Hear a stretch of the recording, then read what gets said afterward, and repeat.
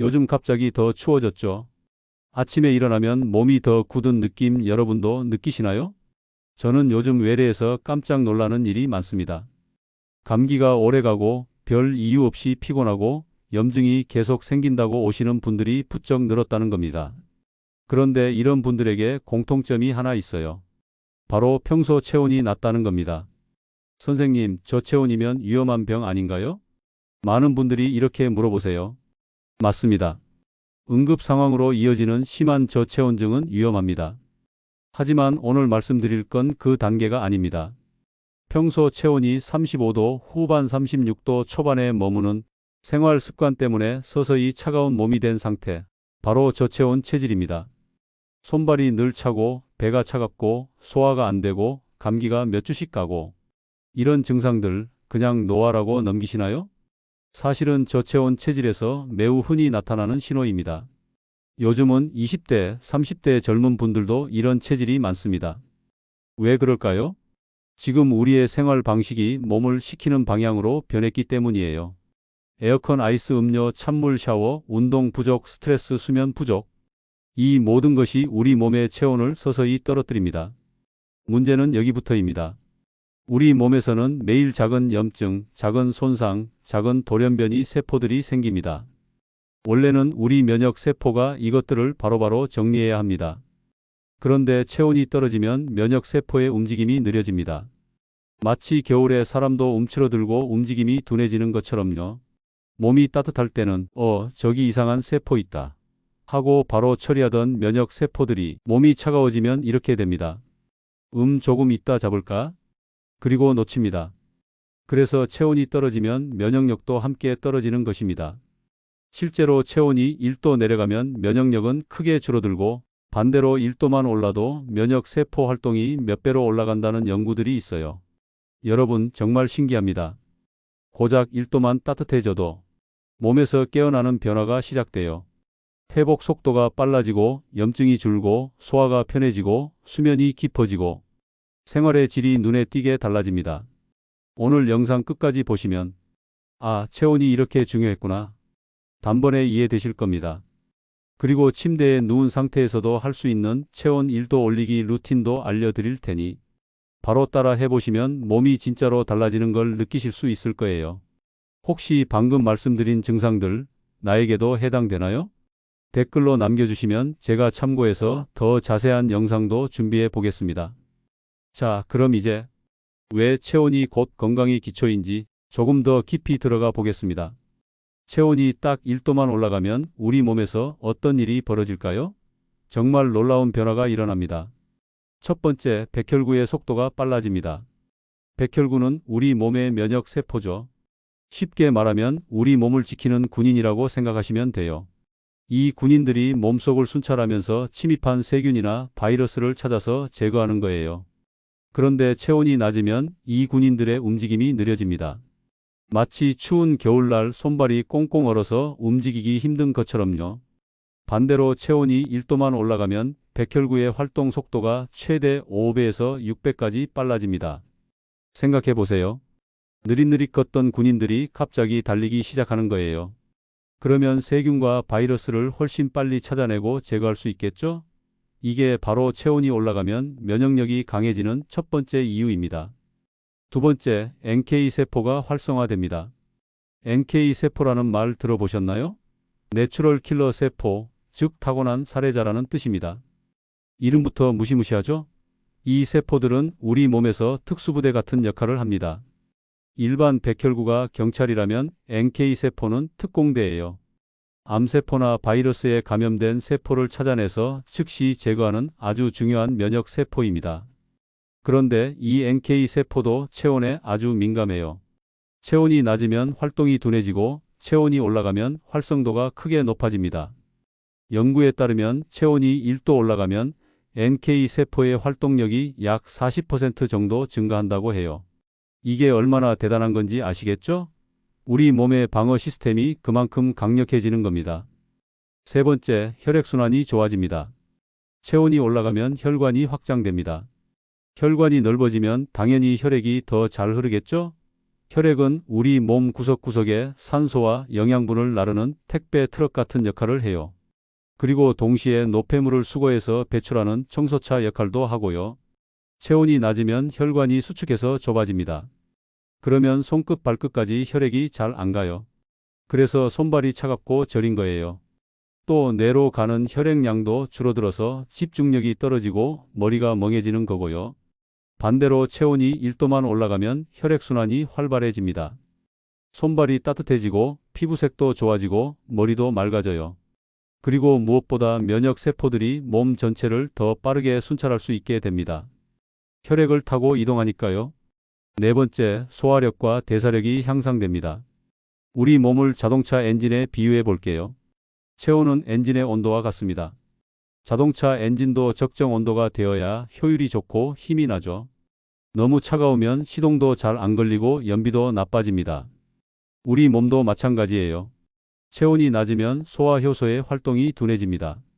그래서 음식을 먹어도 제대로 소화가 안 되는 거예요. 속이 더부룩하고 가스도 차고 변비도 생기고요. 또 대사가 느려져서 같은 양을 먹어도 살이 더 잘 찌게 됩니다. 체온이 1도 올라가면 기초 대사량이 약 12%에서 15% 정도 증가한다는 연구 결과가 있어요. 기초 대사량이 뭐냐면 가만히 있어도 우리 몸이 소모하는 에너지예요. 이게 높아진다는 건 같은 음식을 먹어도 더 많이 태운다는 뜻이죠. 다이어트에도 좋고 무엇보다 몸의 모든 기능이 활발해진다는 의미입니다. 자, 여기까지 들으셨으면 체온 1도가 얼마나 중요한지 이제 좀 감이 오시죠? 그런데 여기서 끝이 아닙니다.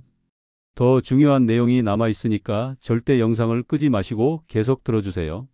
지금부터는 여러분이 정말 저체온 상태인지 확인하는 방법을 알려드릴게요. 저체온, 이렇게 위험합니다. 요즘 현대인들의 평균 체온이 점점 낮아지고 있다는 거 아까 말씀드렸죠? 왜 그럴까요? 이유는 여러 가지가 있습니다. 첫째는 운동 부족이에요. 우리 몸의 열은 근육에서 가장 많이 만들어집니다. 그런데 요즘 사람들은 하루 종일 의자에 앉아서 일하고 차를 타고 이동하고 집에 와서는 소파에 누워 있잖아요. 근육을 쓸 일이 별로 없어요. 근육량도 줄어들고 근육 활동도 줄어드니까 체온이 낮아지는 겁니다. 둘째는 스트레스예요. 만성 스트레스는 우리 몸의 자율신경계를 망가뜨립니다. 자율신경계가 제대로 작동하지 않으면 체온 조절도 잘 안 돼요. 또 스트레스를 받으면 혈관이 수축하고 그러면 혈액순환이 나빠지면서 체온이 떨어지게 됩니다. 셋째는 잘못된 식습관입니다. 차가운 음료를 자주 마시거나 인스턴트 식품을 많이 먹거나 불규칙하게 식사하면 소화 기능이 떨어지고 체온도 낮아져요. 그런데 저체온 상태가 지속되면 정말 큰 문제가 생깁니다. 면역력이 떨어져서 감기는 물론이고 각종 염증성 질환에 걸리기 쉬워지고요. 암세포는 저체온 환경을 좋아한다는 연구 결과도 있어요. 체온이 낮으면 암세포가 증식하기 좋은 환경이 된다는 거죠. 또 신진대사가 느려지면서 피로가 쌓이고 우울감도 생기고 불면증도 올 수 있습니다. 피부도 칙칙해지고요. 정말 좋을 게 하나도 없어요. 그래서 여러분이 지금 저체온 상태인지 아닌지 꼭 확인하셔야 합니다.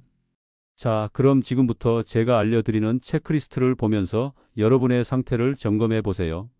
이 부분 정말 중요하니까 메모하시면서 들으시면 좋을 것 같아요. 첫 번째, 손발이 항상 차갑습니까? 실내 온도가 적당한데도 손발이 차갑다면 저체온을 의심해 볼 수 있어야 합니다. 특히 여름에도 손발이 차다면 확실히 체온이 낮은 거예요. 두 번째, 아침에 일어나기 힘들고 몸이 무겁습니까? 충분히 잤는데도 피곤하고 일어나기가 너무 힘들고 오전 내내 몸이 무겁다면 체온이 낮아서 신진대사가 제대로 안 되는 거예요. 세 번째, 자주 체하거나 소화가 잘 안 됩니까? 조금만 먹어도 배가 더부룩하고 자주 체하고 소화제를 달고 산다면 체온 저하로 인한 소화 기능 저하를 의심해야 합니다. 네 번째, 감기에 자주 걸리고 잘 낫지 않습니까? 1년에 감기를 서너 번 이상 걸리거나 한 번 걸리면 2주 이상 가는 경우가 많다면 면역력이 떨어진 증거입니다. 그리고 그 원인 중 하나가 바로 저체온이에요. 다섯 번째, 얼굴색이 칙칙하고 다크서클이 심합니까? 혈액순환이 안 되면 얼굴로 가는 혈액량이 줄어들면서 안색이 나빠지고 다크서클이 생깁니다. 여섯 번째, 하체가 특히 차갑고 부종이 있습니까? 종아리나 발목을 눌렀을 때 쏙 들어가고 잘 안 올라온다면 부종이 있는 거예요. 하체 혈액순환이 안 되는 건데 이것도 체온 저하와 관련이 있습니다. 일곱 번째, 변비나 설사가 자주 있습니까? 장 기능도 체온의 영향을 많이 받아요. 체온이 낮으면 장 운동이 둔해지면서 변비가 생기거나 반대로 소화 흡수가 제대로 안 되면서 설사를 하게 됩니다. 자, 여기까지 7가지 체크리스트였습니다.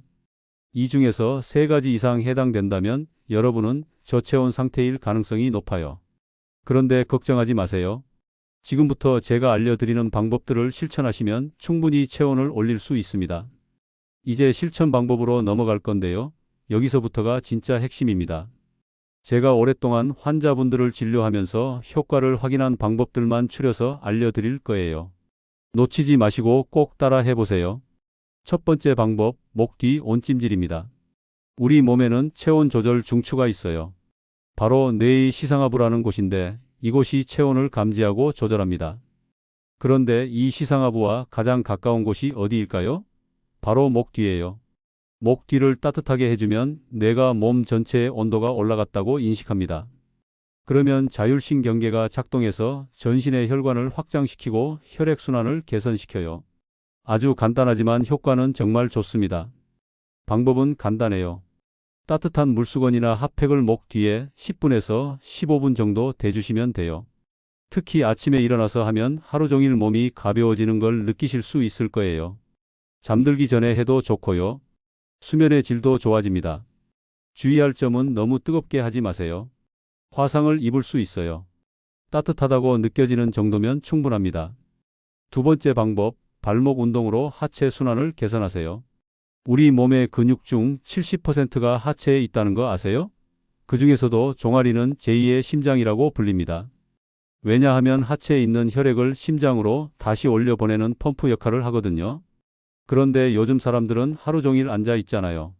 그러면 종아리 근육을 쓸 일이 없어서 펌프 기능이 약해집니다. 그래서 하체에 혈액이 고이고 발이 붓고 차가워지는 거예요. 발목 운동은 정말 간단합니다. 앉아서도 할 수 있어요. 발끝을 위아래로 움직이는 거예요. 발끝을 쭉 펴서 아래로 내렸다가 다시 위로 젖혔다가 하는 동작을 반복하시면 됩니다. 한 20회씩 하루에 여러 번 해주세요. 이렇게 하면 종아리 근육이 수축과 이완을 반복하면서 펌프 작용을 하게 되고 하체 혈액순환이 개선됩니다. 사무실에 앉아 계실 때, TV 볼 때 언제든지 할 수 있어요. 정말 간단하지만 효과는 확실합니다. 세 번째 방법, 족욕을 생활화하세요. 족욕은 정말 좋은 건강 습관입니다. 발은 심장에서 가장 멀리 있는 부위죠. 그래서 혈액순환이 가장 잘 안 되는 곳이기도 해요. 발을 따뜻하게 해주면 전신 혈액순환이 개선되고 체온이 올라갑니다. 족욕하는 방법을 알려드릴게요. 물 온도는 40도에서 42도 정도가 적당해요. 너무 뜨거우면 안 됩니다. 복숭아뼈가 잠길 정도로 물을 담으세요. 그리고 15분에서 20분 정도 발을 담그시면 돼요. 이때 상체는 따뜻하게 해주세요. 추운 데서 족욕하면 감기 걸려요. 따뜻한 물을 마시면서 족욕하면 더 좋습니다. 땀이 나기 시작하면 딱 좋은 거예요. 족욕을 하면 발이 따뜻해지고 다리가 가벼워지고 숙면에도 도움이 됩니다. 특히 잠들기 1시간에서 2시간 전에 족욕을 하면 정말 꿀잠 주무실 수 있어요. 네 번째 방법, 스트레칭으로 몸을 깨워주세요. 근육을 움직이면 열이 발생합니다. 그리고 스트레칭을 하면 혈관이 확장되면서 혈액순환이 좋아져요. 꼭 격렬한 운동을 할 필요는 없어요. 가벼운 스트레칭만으로도 충분합니다. 특히 아침에 일어나서 5분 정도 가볍게 스트레칭을 해보세요. 팔을 쭉 뻗어서 기지개를 켜고 목을 좌우로 천천히 돌리고 허리를 앞뒤 좌우로 구부리고 다리를 쭉 펴고 앉아서 상체를 숙여보세요.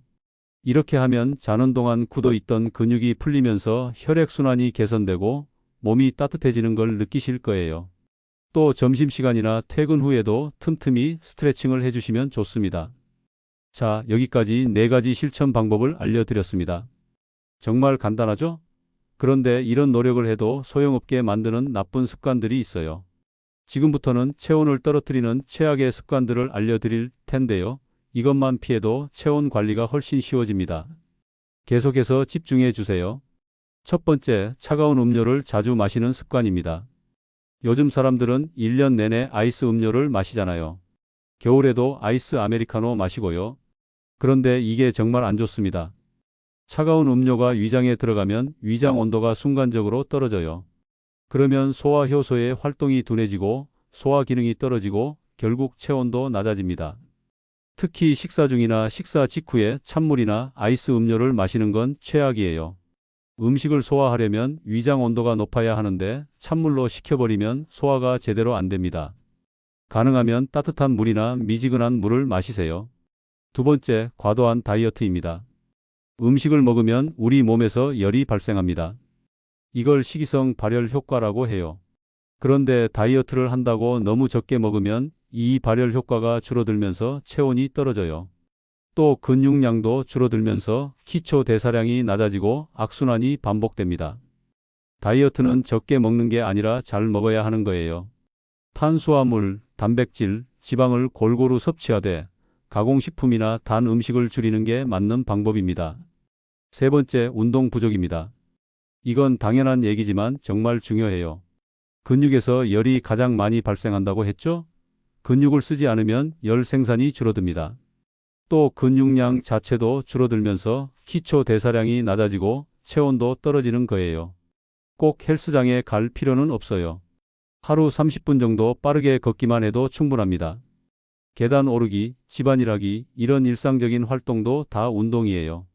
중요한 건 꾸준히 움직이는 거예요. 네 번째, 과도한 스트레스와 수면 부족입니다. 스트레스를 받으면 우리 몸에서 코르티솔이라는 스트레스 호르몬이 나와요. 이 호르몬이 계속 나오면 자율신경계가 망가지고 체온 조절이 제대로 안 됩니다. 또 혈관이 수축하면서 혈액순환도 나빠지고요. 수면 부족도 마찬가지예요. 자는 동안 우리 몸은 회복을 하고 체온 조절 시스템도 정비를 합니다. 그런데 잠을 제대로 못 자면 이 모든 게 엉망이 돼요. 최소한 6시간에서 7시간은 주무셔야 합니다. 다섯 번째, 얇게 입는 습관입니다. 특히 여성분들 중에 멋을 위해서 추운데도 얇게 입는 분들이 있어요. 이건 정말 안 좋습니다. 몸이 추위에 노출되면 체온을 유지하기 위해 에너지를 과도하게 소모해요. 그러면 피로감도 커지고 면역력도 떨어집니다. 날씨에 맞게 충분히 따뜻하게 입으세요. 자, 이런 나쁜 습관들을 고치는 것만으로도 체온 관리에 큰 도움이 됩니다. 그런데 여기에 더해서 체온을 올리는데 도움이 되는 음식들을 챙겨 먹으면 훨씬 더 효과적이겠죠? 지금부터 제가 추천하는 음식 5가지를 알려드릴게요. 주부님들은 꼭 메모하세요. 첫 번째, 생강입니다. 생강은 정말 좋은 식재료예요.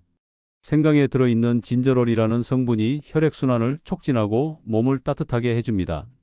생강차를 꾸준히 마시면 손발이 따뜻해지는 걸 느끼실 거예요. 생강차 만드는 법은 간단해요. 생강을 깨끗이 씻어서 얇게 썰고 물에 넣고 끓이면 됩니다. 기호에 따라 꿀이나 대추를 넣어도 좋아요. 아침에 한 잔, 저녁에 한 잔 마시면 정말 좋습니다. 두 번째, 마늘입니다. 마늘도 몸을 따뜻하게 하는 대표적인 식품이에요. 마늘에 들어있는 알리신 성분이 혈액순환을 개선하고 신진대사를 활발하게 합니다. 또 면역력 강화에도 좋아요. 마늘은 날것으로 먹어도 좋고 요리에 넣어 먹어도 좋습니다. 다만 위가 약한 분들은 너무 많이 먹으면 속이 쓰릴 수 있으니 조심하세요. 하루에 한두 쪽 정도가 적당합니다. 세 번째, 대추입니다. 대추는 한의학에서도 몸을 따뜻하게 하는 식재료로 유명해요. 기와 혈을 보충해주고 몸을 편안하게 하며 체온을 올리는 데 도움을 줍니다. 특히 여성분들에게 좋아요.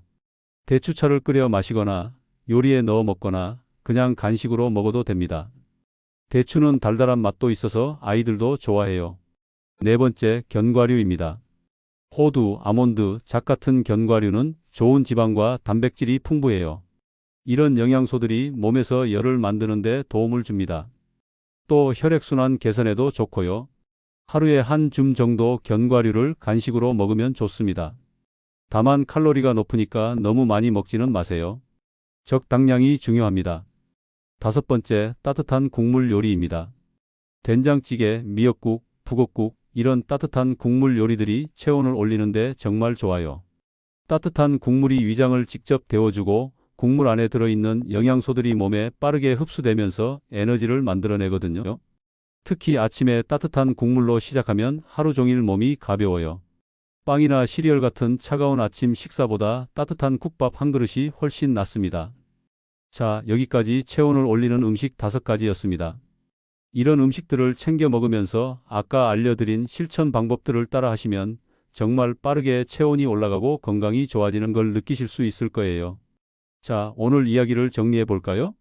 첫 번째 핵심 메시지는 체온 1도가 면역력의 차이를 만든다는 겁니다. 백혈구 속도가 빨라지고 NK 세포가 활성화되고 혈액순환이 개선되고 소화력과 대사력이 향상됩니다. 겨우 1도 차이지만 우리 몸에서는 엄청난 변화가 일어나는 거예요. 두 번째 핵심 메시지는 저체온은 병의 시작이라는 겁니다. 손발이 차갑고 피곤하고 소화가 안 되고 감기에 자주 걸린다면 저체온을 의심해 봐야 합니다. 오늘 알려드린 체크리스트로 확인해 보시고 해당되는 항목이 많다면 바로 관리를 시작하세요. 세 번째 핵심 메시지는 체온은 노력하면 충분히 올릴 수 있다는 겁니다. 목 뒤 온찜질, 발목 운동, 조격, 스트레칭 이 4가지만 꾸준히 해도 체온이 올라갑니다. 그리고 차가운 음료를 피하고 적당히 먹고 꾸준히 움직이고 스트레스를 줄이고 따뜻하게 입고 생강이나 마늘 같은 좋은 음식을 챙겨 먹으면 훨씬 더 효과적이에요. 여러분, 면역력의 핵심은 결국 체온입니다. 체온을 정상으로 유지하는 것만으로도 우리 몸의 자연 치유력이 살아나요. 약이나 건강기능식품도 좋지만 가장 기본은 바로 내 몸의 온도를 정상으로 만드는 거예요. 오늘부터 실천해 보세요. 어렵지 않습니다. 목 뒤에 따뜻한 수건 하나 올려놓는 것부터 시작하시면 돼요. 그리고 의자에 앉아서 발목 운동 20번 해보세요. 저녁에 조격 한번 해보시고요. 이렇게 하나씩 실천하다 보면 어느새 손발이 따뜻해지고 아침에 일어나기가 한결 수월해지고 감기도 덜 걸리는 걸 느끼실 거예요. 그리고 다음 영상에서는 체온과 함께 면역력의 또 다른 핵심인 수면에 대해서 이야기해 드리려고 합니다. 잠을 어떻게 자느냐에 따라 우리 몸의 회복력이 완전히 달라지거든요. 수면의 질을 높이는 구체적인 방법들을 알려드릴 테니까 꼭 구독 버튼 누르시고 다음 영상도 기다려주세요. 오늘 영상이 도움이 되셨다면 좋아요 버튼 꾹 눌러주시고요. 여러분의 건강 고민이나 궁금한 점이 있으면 댓글로 남겨주세요. 제가 하나하나 읽어보고 다음 영상 주제로 다뤄보도록 하겠습니다. 여러분의 건강한 삶을 응원합니다. 오늘도 따뜻한 하루 보내세요. 감사합니다.